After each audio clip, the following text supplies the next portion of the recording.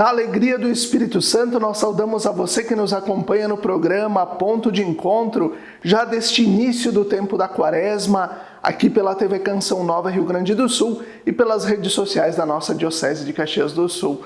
Obrigado a você pela sua audiência e pela sua companhia. No programa Ponto de Encontro desta semana, você vai acompanhar o 8º episódio da série documental de 9 capítulos sobre os 90 anos da Diocese de Caxias do Sul, essa série lançada no ano passado. Neste 8º episódio, você vai acompanhar toda a ligação cultural, artística e histórica da nossa Diocese, recordando que neste ano de 2025 nós celebramos os 150 anos da imigração italiana aqui no Rio Grande do Sul. Acompanhe!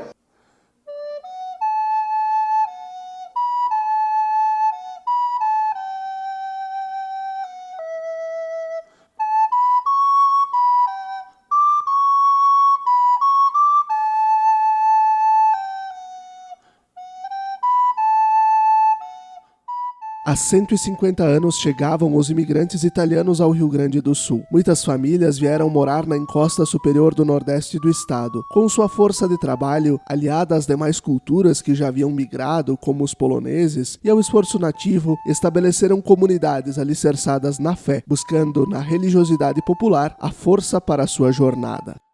Isto, na minha opinião, é uma questão fundamental que nós não podemos esquecer. Por quê? Porque as expressões de religiosidade popular, elas manifestam uma identidade. Elas estão sempre ligadas a ritualidades locais e ajudam, a dispor a comunidade à celebração dos sacramentos, das festas do Divino Espírito Santo, as romarias, as novenas, os terços nas famílias, os grupos de família que se reúnem para o terço, para a leitura orante da palavra, as procissões, quantas procissões, o modo de fazer a procissão, não só a procissão, as festas populares que todos os domingos reúnem milhares de pessoas em todo o território da Diocese, o modo de celebrar o Corpus Christi e assim outros exemplos, E há também uma ligação na toda a criação de capelas, de igrejas, etc., capitéis espalhados pelo interior, todos abriram caminho para a produção de representações artísticas, pequenas esculturas, pequenos quadros pintados, etc., que podem ser visitados ainda hoje em todas as igrejas da região. Diz a Constituição Sacrosanctum Concilium do Vaticano II, entre as mais nobres atividades do espírito humano estão, de pleno direito, as belas artes e muito especialmente a arte religiosa e o seu mais alto cimo, que é a arte sacra. Elas tendem, por natureza, a exprimir, de algum modo, nas obras saídas das mãos do homem, a infinita beleza de Deus e estarão mais orientadas para o louvor e a glória de Deus se não tiverem outro fim, senão o de conduzir piamente e o mais eficazmente possível, através das suas obras, o espírito do homem até Deus. É esta a razão porque a Santa Mãe Igreja sempre amou as belas artes. Historicamente, a Igreja Católica na Serra Gaúcha sempre procurou dar a Deus o melhor, também na arquitetura e na arte sacra. A indústria sacra, a arte sacra do Zambelli e das pinturas, da arquitetura, das capelas, ela é uma riqueza grandíssima. É uma marca que não existe fundação da colônia, da imigração, sem a fundação da capela e da presença da arquitetura religiosa como lugar de encontro. Alguns desses escultores se tornaram famosos, como Bruno Segalla, como Godard, Stangerlin. Então, a fé criou um clima favorável para se criassem esses espaços para onde as pessoas se encontrassem, podendo admirar a beleza da realidade criada pelos artistas lá.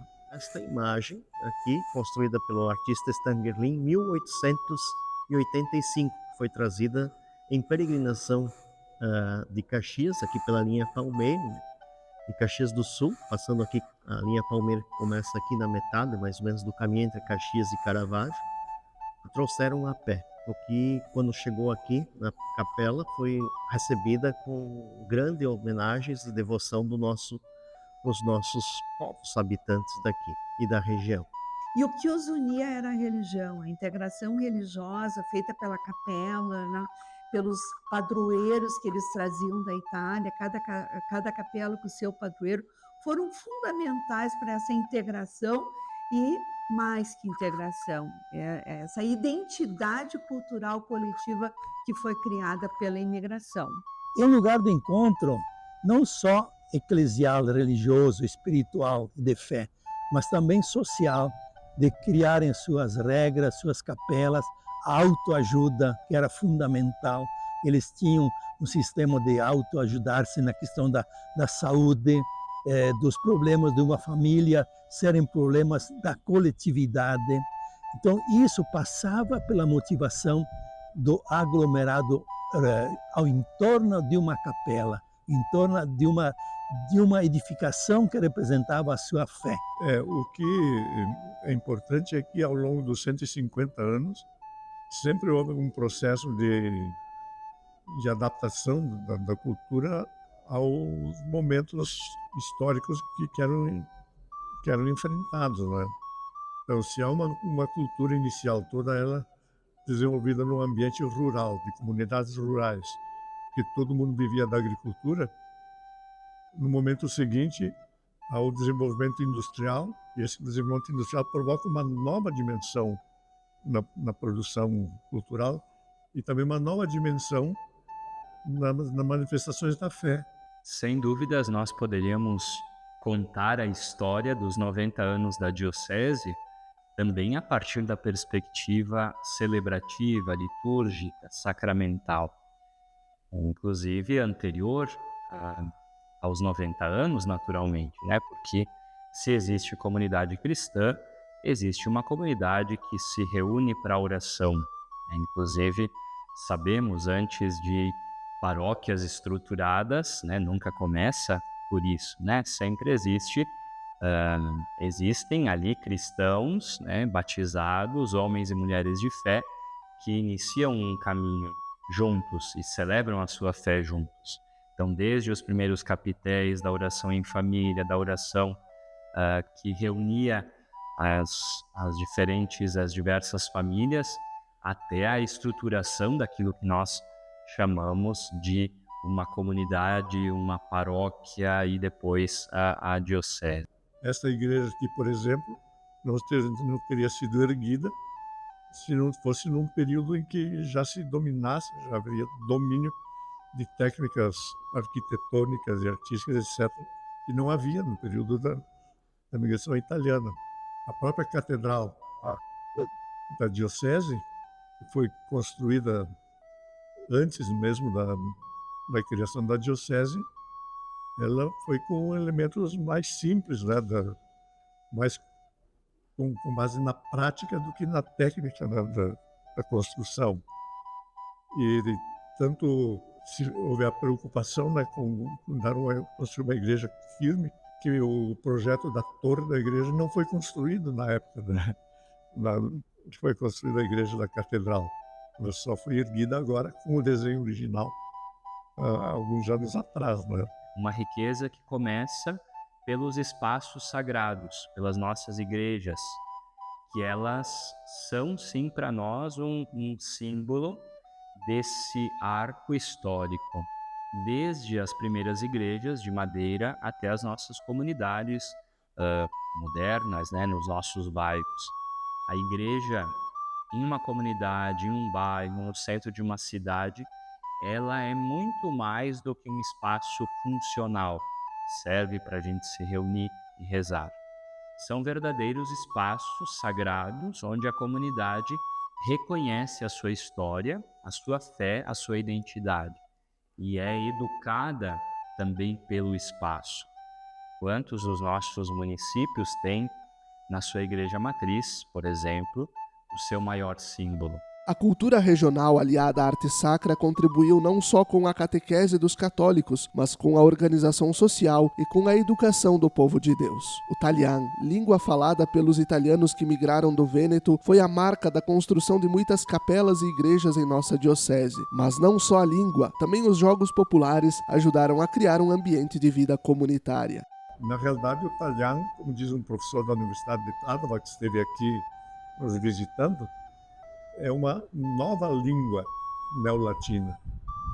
Assim como o italiano é uma língua, o português, o italiano é outra língua, porque ele é feito pela combinação de diversos dialetos vindos da Itália com o português.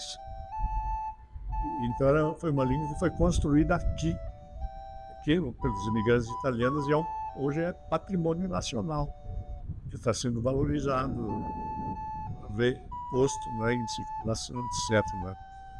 E também, né, nesse papel a igreja foi importante, né, com as homilias do clero, né, com as canções religiosas cantadas na língua trazida da Itália. Né? Então esse é um tesouro cultural construído pela imigração italiana e que hoje está incorporado ao patrimônio nacional da cultura. A presença da igreja, da sua arte, arte visual, arquitetônica, e também na escrita muito forte, muitos jornais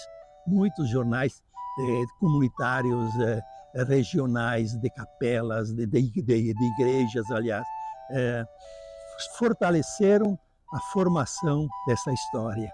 O Dom José Baré teve que enfrentar, durante o período da guerra, logo na década seguinte, que ele assumiu o bispado, toda uma política nacional de repressão dos imigrantes, né, da cultura dos imigrantes. Então, foi proibido falar italiano, como foi proibido também falar o alemão, né, em outras regiões.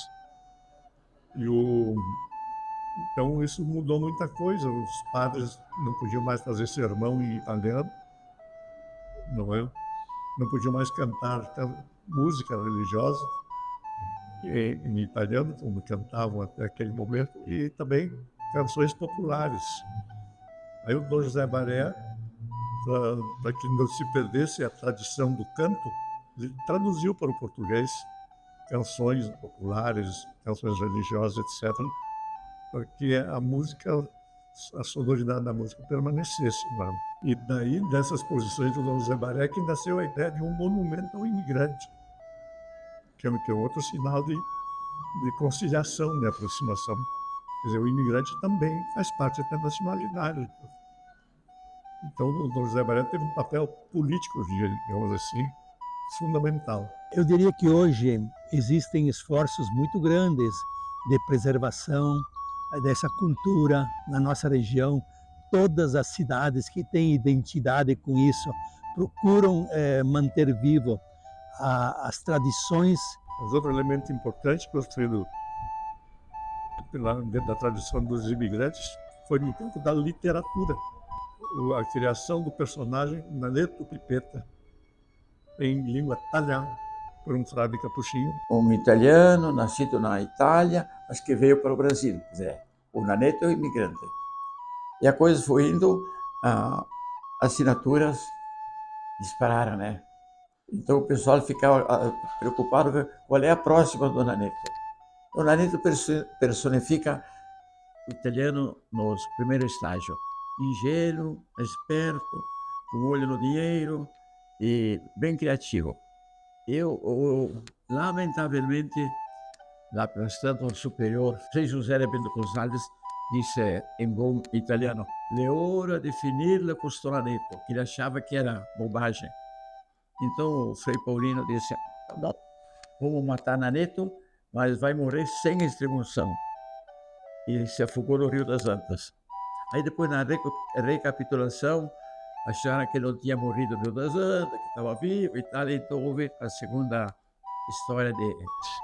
Uma história que marcou a região inteira. Né?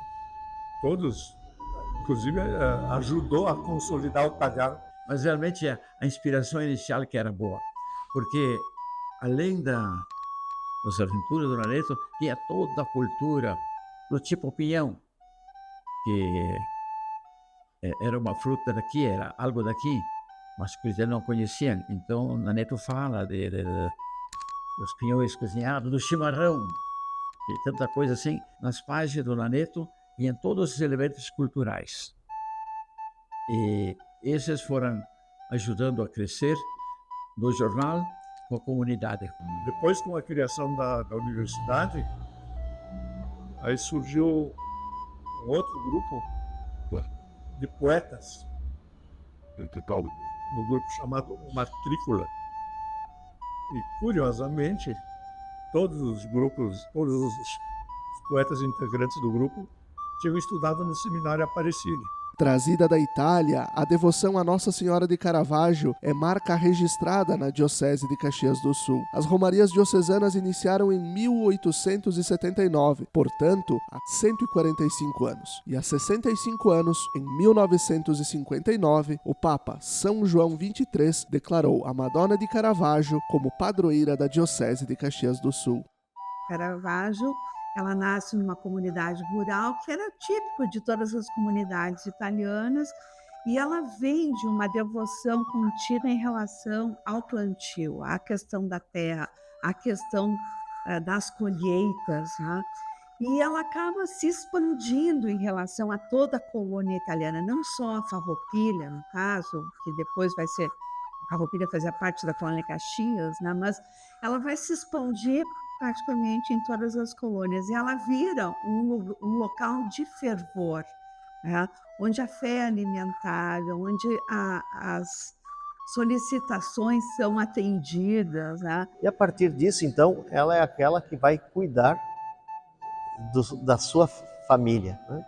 Ela vai dar as dicas, as indicações para aquilo que nós, como serventes desta festa das bodas de Caná, precisamos fazer. E não é diferente nesses 90 anos da história da Diocese de Caxias do Sul, onde ela sempre esteve presente. Basta a gente olhar as declarações de Dom José Barea, de Dom Benedito Zorzi, de Dom Paulo Moreto, de Dom Alessandro Ruffinoni, e agora mesmo do atual bispo Dom José Gislon. Por quê? Porque ela é a imagem da igreja. Maria é modelo e imagem da igreja nesse sentido, pois ela também é peregrina, que caminha conosco, mas que já alcançou aquilo que um dia nós almejamos alcançar, que é a plenitude do reino dos céus. E nós vamos ver que isso até hoje, né? A frequência Caravaggio, ela é fundamental, e ela tem a ver realmente com essa estrutura da igreja, com os santos, né? Com as devoções, com a questão principalmente da terra, né? Então eu diria que a ruralidade, né? O conceito de ruralidade, a questão da italianidade, a questão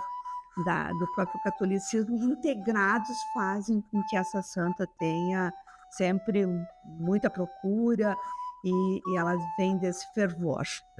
As crianças ficavam doentes, e eu lembro de uma irmã minha que ficou doente.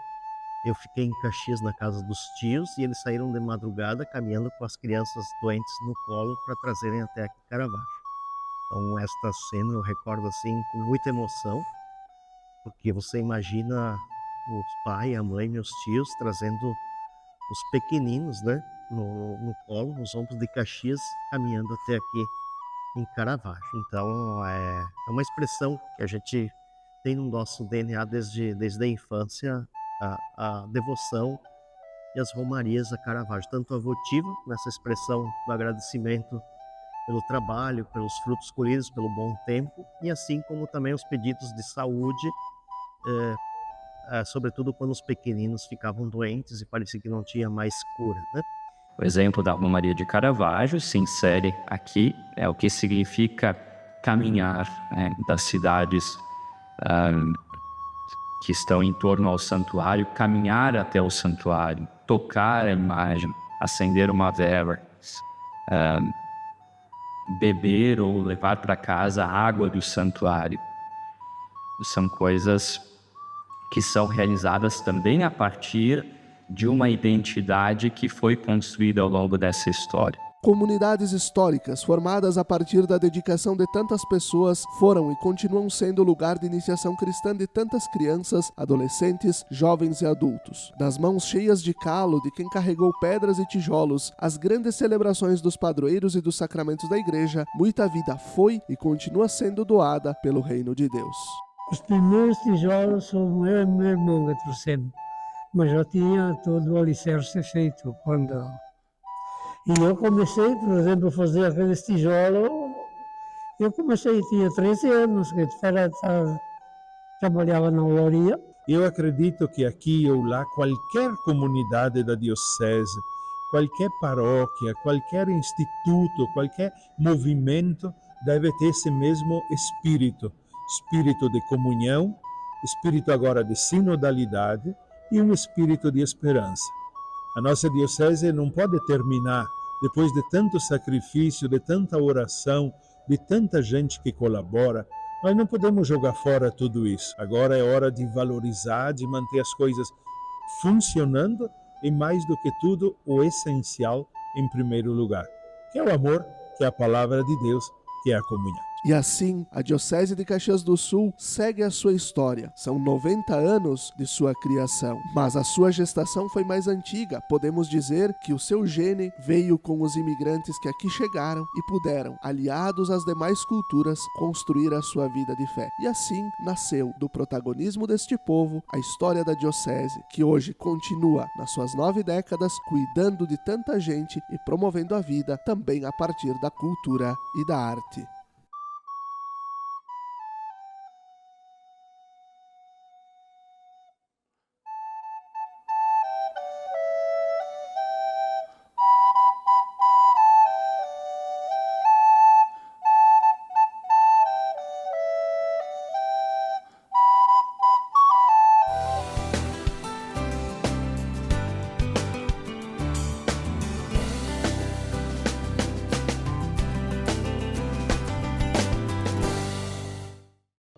Lembrai-vos, ó Puríssima Virgem Maria, que jamais se tem ouvido que deixasseis de socorrer e consolar a quem vos invocou, implorando a vossa proteção e assistência. Assim, pois, animado com igual confiança, como a Mãe Amantíssima, ó Virgem das Virgens, a vós recorro, de vós me valho, gemendo sob o peso de meus pecados, humildemente me prostro a vossos pés. Não rejeiteis as minhas súplicas, ó Virgem de Caravaggio, mas dignai-vos de as ouvir propícia e de me alcançar a graça que vos peço. Amém.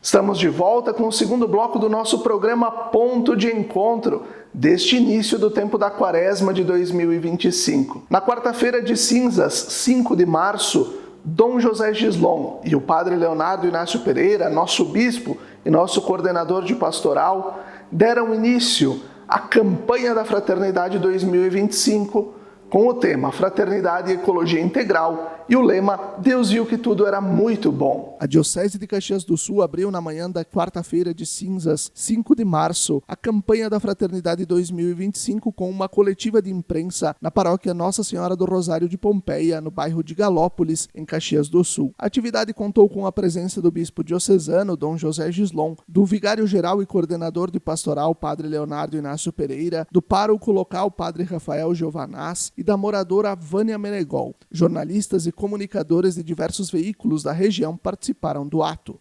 Neste ano, a campanha da Fraternidade traz como tema Fraternidade e Ecologia Integral e o lema Deus viu que tudo era muito bom. Há 61 anos, esta ação acontece em toda a Igreja Católica no Brasil, tendo seu ponto alto sempre no tempo da Quaresma, iniciado na quarta-feira de cinzas. A campanha da Fraternidade 2025, promovida pela CNBB, tem como objetivo incentivar os católicos e toda a sociedade a promoverem espírito quaresmal e em todos os tempos de urgente crise socioambiental, um processo processo de conversão integral, ouvindo o grito dos pobres e da terra. Ao fazer a abertura oficial da campanha da Fraternidade 2025, Dom José Gislon destacou a relevância deste tema para a realidade gaúcha. Ele também enfatizou que a Quaresma é um tempo de conversão espiritual, individual e comunitária. Se olharmos a nossa realidade da Serra Gaúcha, nós temos um dos ambientes mais bonitos que, digamos assim, que a natureza nos concedeu. Temos a serra, temos os vales, temos rios, temos cachoeiras, temos tantas coisas bonitas. Tem uma terra que produz, tem um povo trabalhador, empreendedor, e é essa casa que nós precisamos aprender a olhar na sua integralidade. Sem isso, nós corremos o risco, muitas vezes, de olharmos um aspecto e negligenciarmos outros que vão ferir essa casa comum, vão nos ferir como comunidade e como sociedade. Em Galópolis, justamente por uma realidade que temos aqui, que foi mencionada também no lançamento, que nós podemos ver as cicatrizes, né, passando na 116, nessa realidade como um todo, mas é uma realidade, digamos, que justamente quer nos conscientizar, estando aqui, porque nós fomos feridos no contexto do ano passado, como o Rio Grande do Sul como um todo, né, mas também teve outras realidades do país, por aquilo que aconteceu, que foi um fato assim histórico, sem precedente. Então, a campanha ela é a nível nacional, mas para nós tem um sentido diferente, pela realidade que nos tocou como sociedade, como comunidade. O local escolhido para a abertura foi a paróquia Nossa Senhora do Rosário de Pompeia, em Galópolis, porque a comunidade foi severamente afetada pelos deslizamentos de terra e alagamentos causados pelas chuvas excessivas de maio do ano passado. No total, 8 pessoas perderam a vida no bairro. A atividade contou com o testemunho do pároco, padre Rafael Giovanaz, e da moradora Vânia Menegol. Por sua vez, o padre Leonardo Inácio Pereira apresentou algumas ações que serão realizadas em âmbito diocesano. Segundo ele, a conversão quaresmal e a campanha da fraternidade acontecem em 3 níveis: pessoal, social e eclesial, sendo que no aspecto pessoal ressaltou as práticas da oração, do jejum e da caridade e a importância do sacramento da reconciliação. No nível eclesial, as diversas atividades formativas promovidas pela diocese e também uma ação que será desenvolvida para a coleta e destinação adequada do lixo numa data comum, abrangendo todas as 7 regiões de pastoral. Também mencionou a coleta da solidariedade, que acontece sempre no domingo de Ramos. Em nível social, padre Leonardo também pontuou que a diocese propõe divulgar a campanha da fraternidade nas câmaras de vereadores dos 32 municípios atendidos. Na cidade de Caxias do Sul, a divulgação acontecerá na sessão dos vereadores do dia 11 de março.